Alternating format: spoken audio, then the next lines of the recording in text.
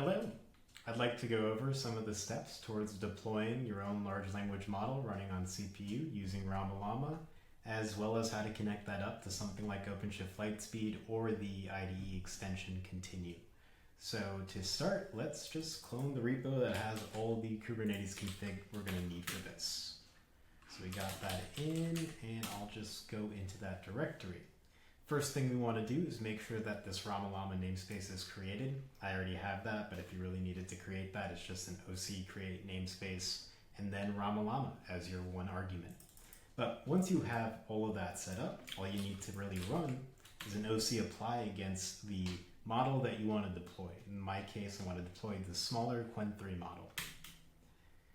And as you can see, I used an older OC client version on my station that I used to develop this YAML, but nevertheless, it did deploy.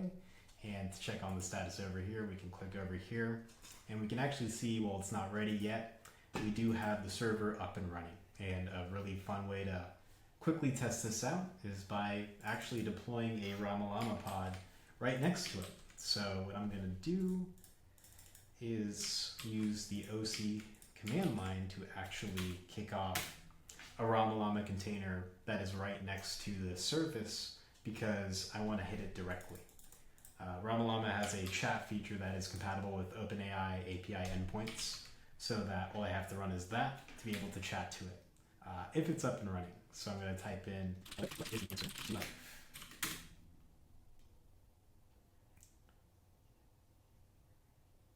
And we should see some streaming generation. There we go.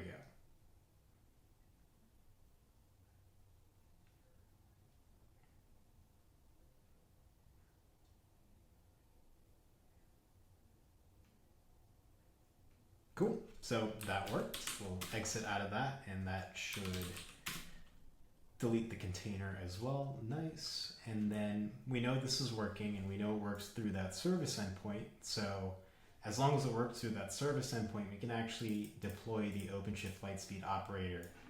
So over here, I'm going to run this. And this will just deploy the operator in the namespace as well.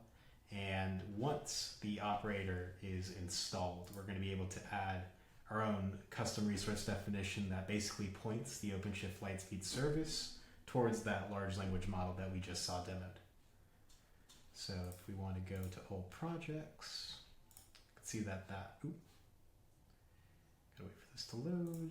Go over here, we can see that the subscription is here. We have it installed, and if we want to deploy this OLS config object, all we would actually need to do is run another customized YAML. In this case, we'll do it for the 1 billion parameter. We can see it creates that custom resource definition, and then as soon as this thing spins up, we should be able to be prompted to refresh our console over here. And we can actually see the pod spin up in this OpenShift Lightspeed namespace. Let's see that we got some of these progressing right there. Let's refresh. And there we go. Service is loading right now. Go to the developer view. I could probably get a topology. There we go. So to start, let's ask it what tools it has access to.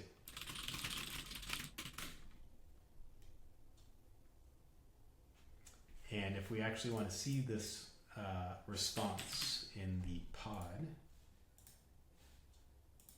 minimize this temporarily, go to the logs, and bring this back up. You can actually see the live logs of this doing the processing.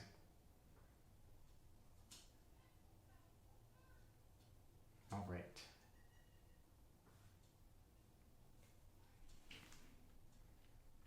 So it's got all these different read tools. So we're going to ask it to list all the pods in the OpenShift Lightspeed namespace.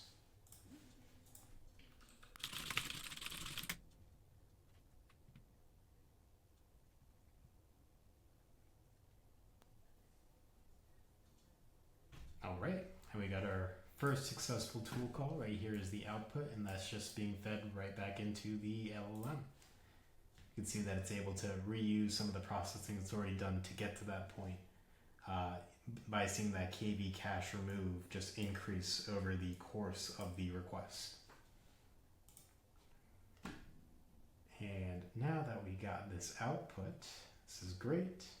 I want to hone in on specifically this Postgres server pod and ask it to describe it for me.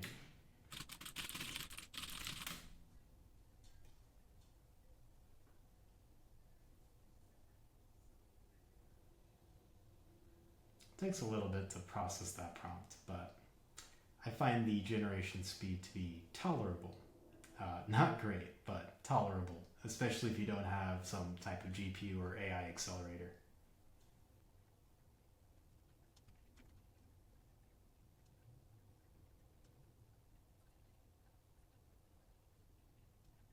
All right, we finally got a tool call.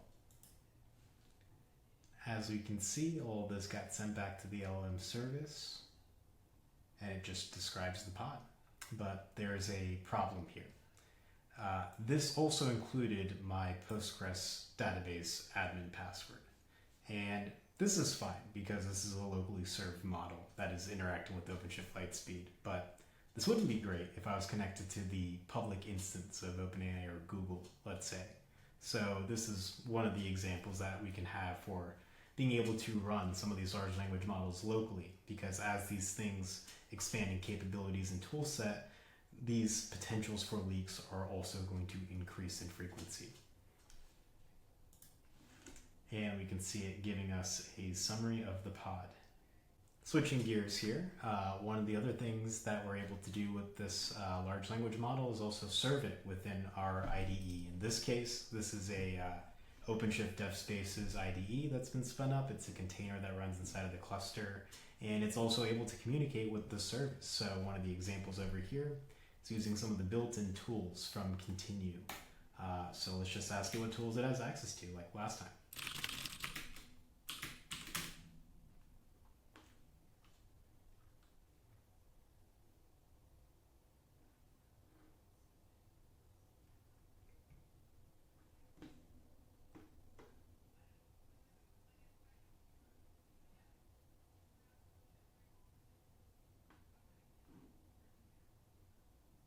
Cool. Let's try to give it some terminal command to run on our system. Let's make it an easy ls.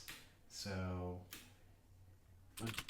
ls/home/users/continue/config.yaml. I'll change that to a cat.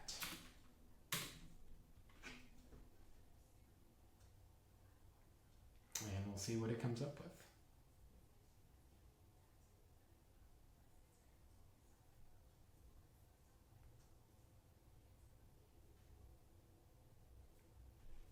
All right, let's let that run that on the terminal. And that worked. So that's just a very small example of what tool calling can do. So this all runs on CPU. We obviously want to use AI accelerators and GPUs at scale, but this is a fun way to get up and started pretty quickly. So thanks.